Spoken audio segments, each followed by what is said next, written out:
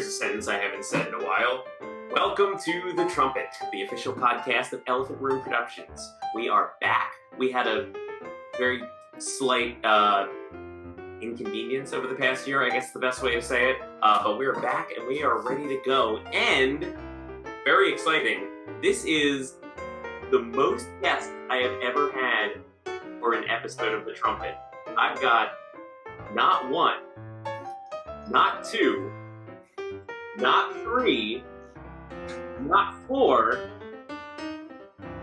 Wait, no, it's four. Entire company of Elephant Room Productions to welcome us and just theater back. So, guys, thank you so much for coming to chat today. Thanks, so the goal of tonight is, one, to just remind you all that we're here. We got through COVID together. We had some amazing stuff go on during the past year to make up for the lack of live theater. But we are back with one of our, what I would argue is one of our most active programs, which is the Elephant Ears reading program. Reading series, I apologize. And before we go into our changes and what's going on with that, I thought we would take a moment for those of you who don't know the full behind the curtain of Elephant Room Productions and just tell you all about who we are. So you know me, you hear way too much of my voice. So I would like to turn things over to Lauren M. Krebs. All right. Well, hi, everyone. My name is Lauren. I'm the artistic director of Elephant Room Productions and have been since we founded it in 2014. I've directed a number of the projects over the past year and just am excited to see where it continues to go. Thank you, Lauren. And Chris, can I bring you in next? Hi, everyone. I'm Chris. I'm the producer and director of Elephant Room Productions. And I've been around since the beginning, and no 2 years have ever been the same. And I think we're entering an exciting stage of ERP with this new rebranding of ears, and so I'm excited to share that with you with this very talented group of artists. Thank you, Chris. And sliding on to our marketing director, Julianne, can you pop in? Yeah, hi. My name is Julianne, and I am the marketing director of Elephant Room Productions. In the past year, I directed and edited As I Was, Not As I Am, and I've also directed for our opioid production, The Fifth Vital Sign, and I've been involved since 2017, where I performed in my first Philly Fringe show with these guys, and so, yeah, I've sort of been involved ever since then. All right. And last and arguably not least, Blake, come on in. Hey, I'm Blake. I'm one of the artistic associates. So, I do some grunt work and things like this and that. But I've been with the company since right after I did Salamander, which was my first Philadelphia show in the Philly Fringe. And I haven't looked back since. All right. And, from founding members to the friends we made along the way, the real good place, we have come and we've just come an incredible way. And we're still here and we're still doing theater.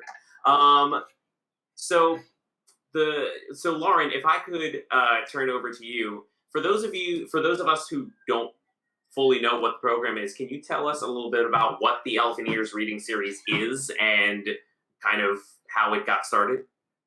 Yeah, absolutely. So it's called the Elephant Ears reading series, ears for short. We like elephant puns as much as possible. So we decided right in the beginning that we really wanted to focus on producing new work, and that we felt that at the time, and maybe not so much now that it's been, several years, but at the time especially, we were experiencing a lot of recycled work and, different takes on similar projects and everything. And we really wanted to focus on, promoting the editing, the work, the creativity and the research and everything else that goes into a playwright writing a piece.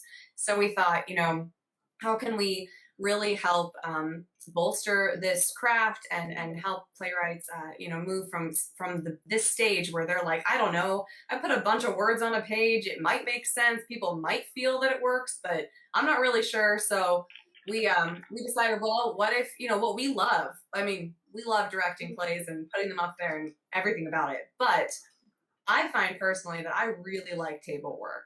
And, when you can get with a group of artists and all sit around and really, decipher each word, decipher each line and figure out what exactly is meant behind a play, that's where the magic really happens. And if you don't have enough of that done, it can really hinder a project. So for us, we love that part. So we thought, well, why don't we, offer this service to playwrights where we can read their play. We can just give them honest feedback from a very initial read. We don't rehearse the pieces ahead of time. We don't, act our hearts out. We're really just reading it for the clarity, for understanding, for, how the play climaxes, how it arcs, the motives of the characters, everything. And then we give the playwright back this feedback so they can then take it to the next level. I mean, I wouldn't say that we were shocked because I think this is a really great service. And I think anyone who's ever tried to write something can see that. But I have been really just taken aback by how much playwrights have resonated with this over the years and how much it's really helped them. I think that's just so rewarding in itself to see that we've actually helped them move along. But it's, there's selfish intentions there too, because it does help us in that a lot of the projects, if not most of them, I think we've actually found from doing these readings where we get to really, dissect a play and dive into it. So that was a very long-winded answer to tell you that we collect plays. We read them, well, we choose them, then we read them with actors from, all levels and all areas now that we can do them virtually. And, which is also a rewarding experience for actors. Just be able to stretch your muscles, mentally and vocally and everything else. So we collect the plays, we pick them, we read them, we send them feedback, and then we hope that they come back with more plays in the future. And personally, I can't speak for everyone, but for me, I've been involved with workshops before. I've been involved with stage readings before.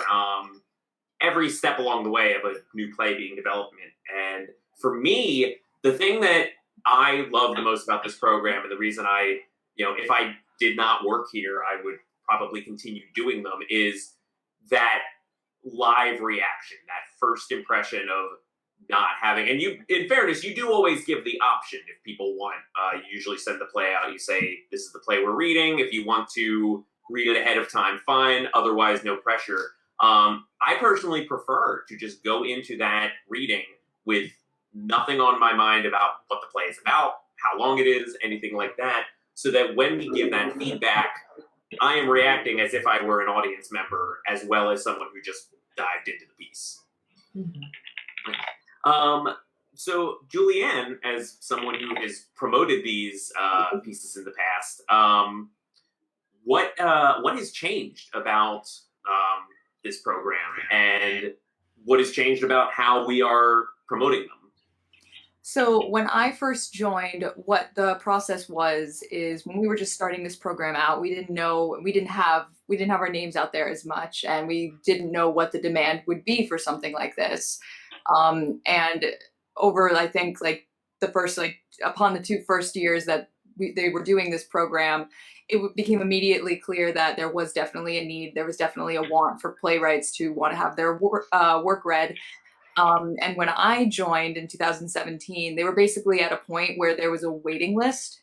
Like we would get we would do like one a month because we would be meeting in person, and we would try to coordinate schedules with the readers and everyone who would be involved, because we all try to show up as much as possible for these things. And it just got to the point where we would have all these playwrights sending in stuff, and we would be like, we can put you on a waiting list. And like that waiting list would be, they would have like 10 playwrights in front of them, or 10 or more playwrights. And so at that point, even if we could get to them, after all of that time had passed since the initial submission, they might have already gotten the feedback for that piece. They might have moved on. They may have a different piece at that time. And so to work with the demand that we had and also just make sure that we're giving the playwright at least something, because we don't want them just feeling like they're just waiting on the bench for this thing to get read.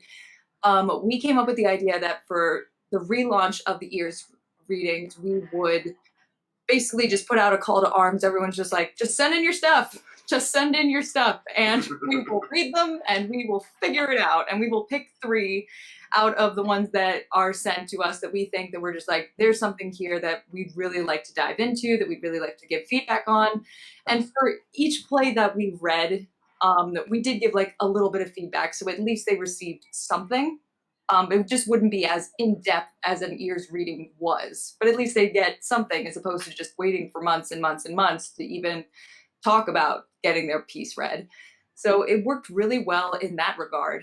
What we didn't anticipate was we were just like, okay, so we'll put out the thing and say like, send in your stuff, and we'll put it up and leave it there for a month, and we'll advertise this for a month, and hopefully by then we'll get like 20 or so pieces, and we'll pick the 3 from there.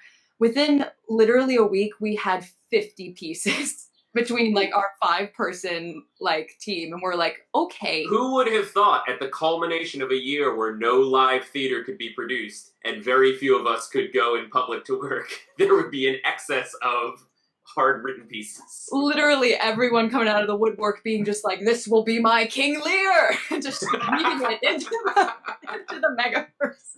Yeah. But no, it was very, very, it was a daunting task to get through all of them, but I was so surprised. I mean, especially considering, like many theaters, we had not been as active over the past few months, just especially while we all tried to navigate, what were we doing through COVID? Were we, were we going to do more of these virtual shows? Were we going to, take the time? How are we mentally holding up during the pandemic? So it was, it was very heartening to see the instant that call went out, it was received.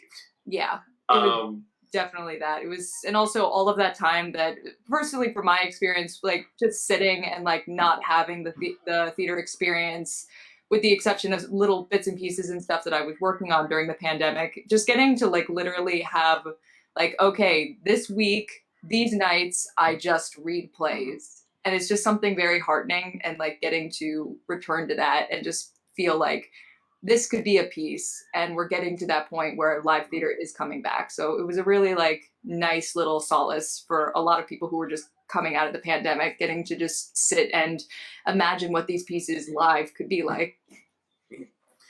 So Blake, looking at it from the actor side, of the people in this company, of the people in this chat right now, besides Lauren and I, you are probably the person who has been at, I would argue, the most of the Ears reading over the past few years.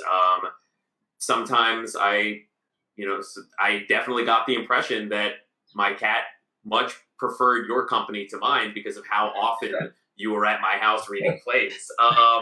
So what can you say about the actual reading process as it was before and as it is now? And as someone who worked on kind of honing in those feedback questions, how the feedback is curated for the playwrights. Yeah, sure. So there's a series of prepared questions. All of the readers have the questions ahead of time, which kind of helps you going into the play because, you get a chance to look at them and think about them before you actually get in there. I haven't been at the new ones, but from what I've heard, our change of questions has done a good job focusing things. I would say that in our early ones, they're always very, I think that they're always productive, even if they take a long time sometimes. But the rearranging of the questions to start from focus to more open-ended, I think has been very helpful. Because I know for some of our earlier readings, of course, as we've all talked about in our own time, there was oftentimes an issue that with open-ended questions at the beginning, we would cover things that were specific later, and then it felt like we were just repeating the same thing. And, when we had our focus questions in the beginning, it also gives that playwright a nice, quick, and easy way to find exactly the answer they're looking for. And I think that that's a major improvement from their end that we're giving them now. Oh my, something really funny's happening. I don't know what that is, but I will. Whose house is that? It is mine. Oh my God, is that Shaun? It very well might be. Very well might be my partner. Bless his heart. Oh my goodness.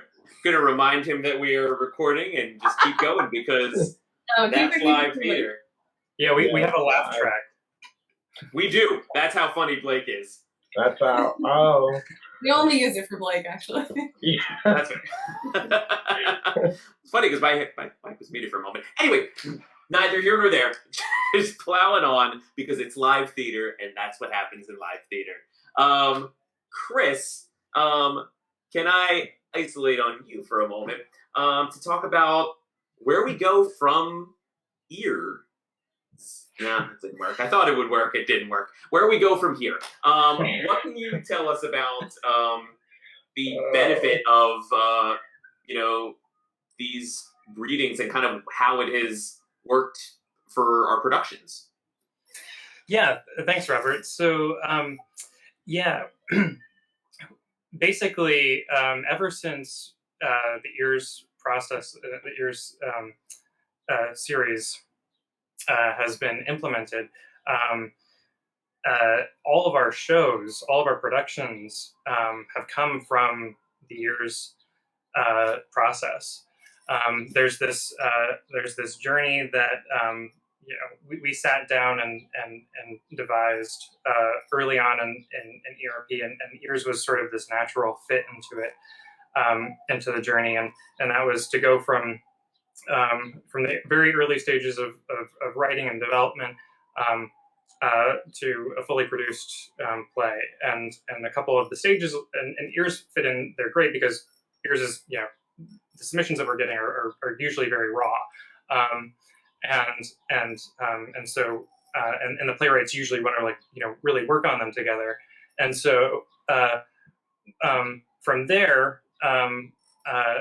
The natural extension of that is onto our staged readings. We do a bit more workshopping and actually get the play up on its feet. So we're no longer sitting around a table anymore. We actually get to see a bit about how it would look up on its feet. And then from there, we look at it from a production standpoint. And because we've had that workshop experience and because we've had a staged reading, we have a pretty good view of how it would look. And so all of our productions, since the ears process has gone through that sort of journey. And I think the ears process is one of the reasons I really love this program is because it really gets it's like getting into the ground floor. It's like we get to know a lot about the play from its very early stages to all of its iterations to the revisions that are made, right after the ears reading, to when we get to the workshop weekend, to the revisions that are made through there, and then leading up into production, to when the play is actually put up on stage, and then we get to see it in all of its glory with its production elements and costumes and the like. So it's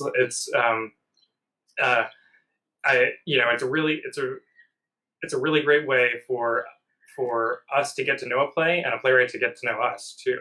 So I'm a big fan of it as someone who is also a playwright. I'm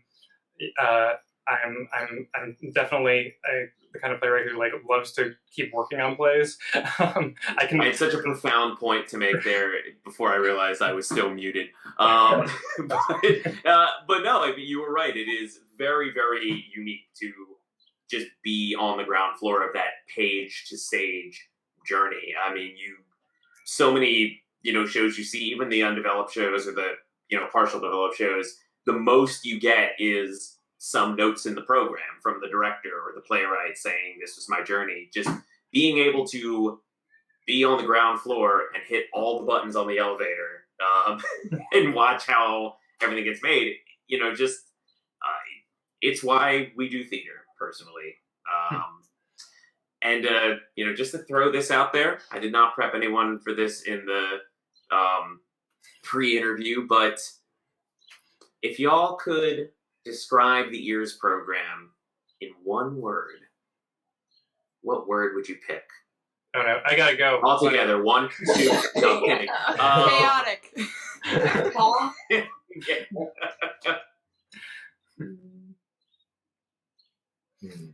Just word association. Whatever comes first, just pop it out. No order. Oh, dang it. I think we all muted at once when we all shouted. I would say unexpected. Nice. There's always something unexpected. A play that goes a different direction, sometimes in a good way, sometimes in a way that might shock your sensibilities. There's always something unexpected happening.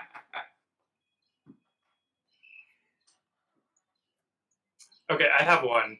Good. This isn't totally fleshed out yet, but because I'm actually going back and forth between two words, but I'm gonna go with growth, and to me, that means this is probably because I'm also surrounded by plants, but I'm thinking of the idea behind planting a seed and getting to see something grow in front of you. So that's what comes to mind when I think about ears. I would say community would be my word, specifically because if best case scenario, we get this piece and it's just this, we've had ears readings where with people sitting down, we just really resonate and connect with it. And afterwards, even after we cut the sound and recording, we're still picking bits and pieces, and nothing oh my God, no, new revelation that we didn't get to tell them, but more just oh my God, remember that time, that line, this, that. And it's just there's a really special experience when a whole bunch of people get together and then they get to read the piece and then they resonate with it and then they follow it. After I read Salamander by my friend Lisa, who's also going to be one of my bridesmaids. And so yeah, she's in my bridal party, my bridesmaids and mates. But after reconnecting with that, I'm just this is so good, and just put everything that I was feeling about this particular issue just into words when they were talking about it's a great piece. You should read it. It's on New Play Exchange. Lisa Villamil Salamander. It's great.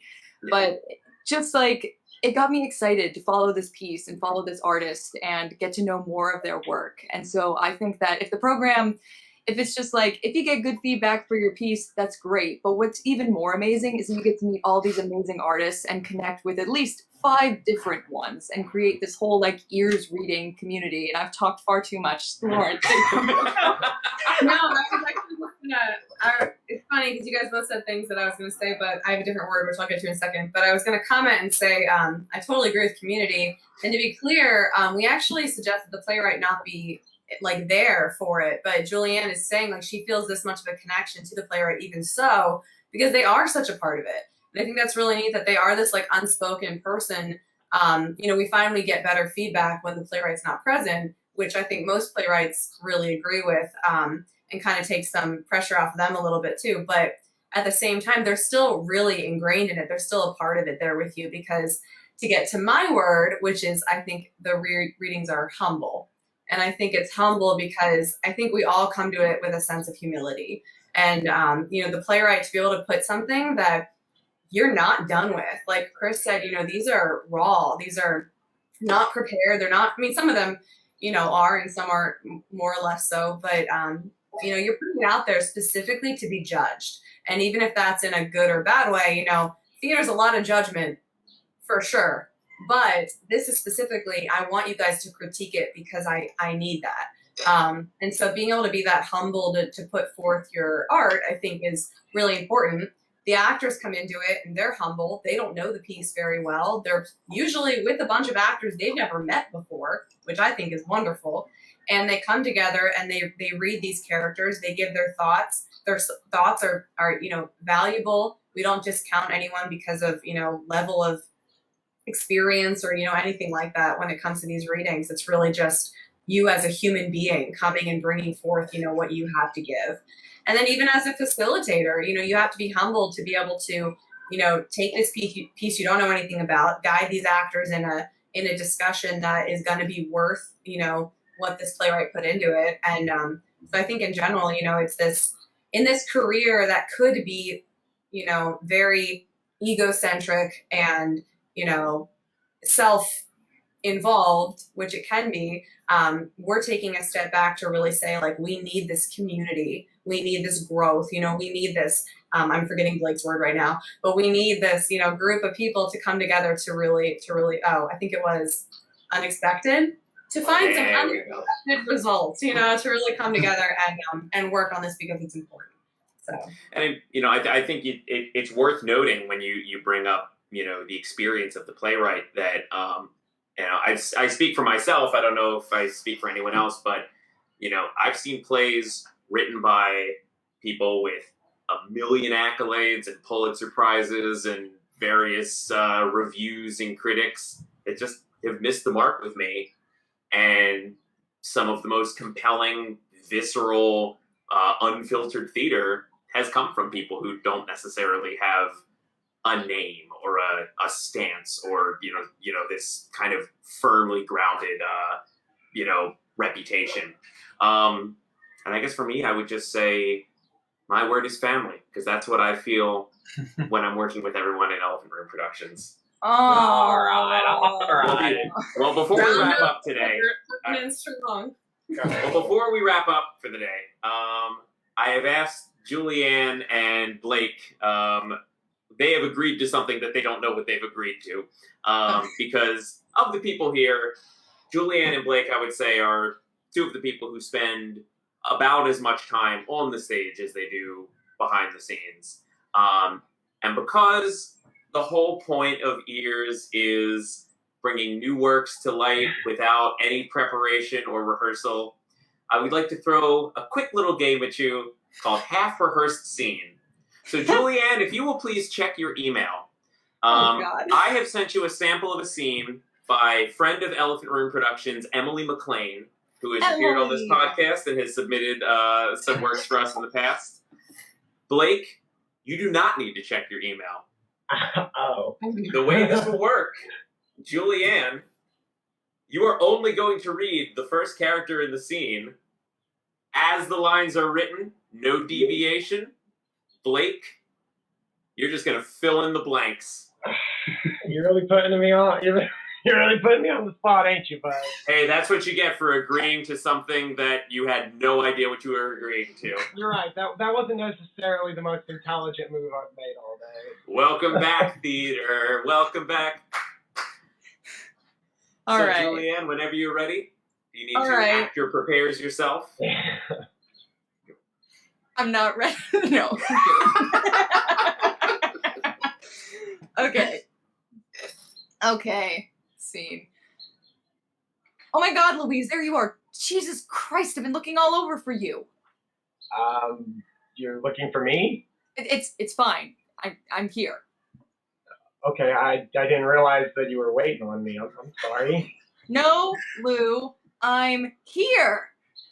Right, I get that you're not waiting anymore, but I just don't know you. Don't hey me. I've been calling you for 2 hours. Why weren't you answering your phone? I think there's maybe a Lou over there. I'm not quite sure. I don't have any calls on my phone. Get up. We need to find an Uber and get back to the hotel. Wait, back to the. Are you okay? Do you need help? You're drunk. You're drunk. No. If someone's drunk here, I think it's you. No, mother of God. Stop that. It's just be still. Jesus Christ, Louise, hold still. Hold still? I haven't gone anywhere. Don't mention it. So can I get the Uber now? Yes, I would very much like if you would get the Uber now. What happened? To who? What? She and the other girls went back to the hotel hours ago, and I can't ask her, so I'm asking you.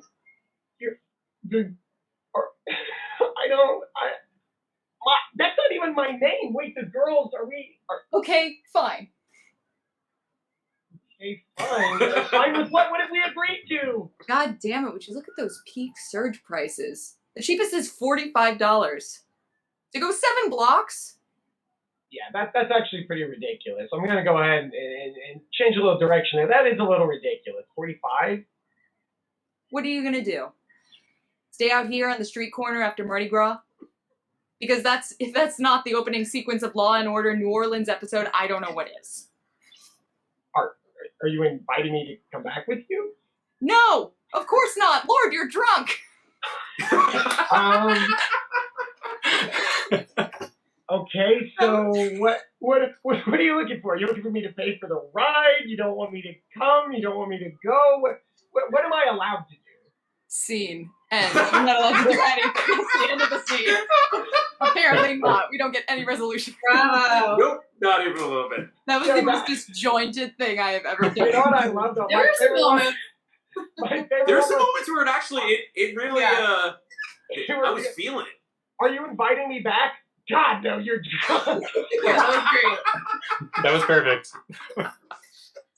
Well, if there's any good sign that the theater community is returning, it's the ability to laugh and play together and act together again.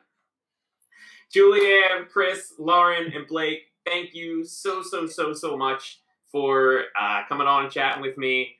And thank you for everything you do. All of us together, being a part of Elephant Room Productions is just one of those things that makes my theater life worthwhile. So thank you so much. Thank you, Robert. Thanks for having me. Well, that is all that we have for tonight. And this is the first time I've said this in about a year. Until next time, this is Robert Gene Pellechio signing off.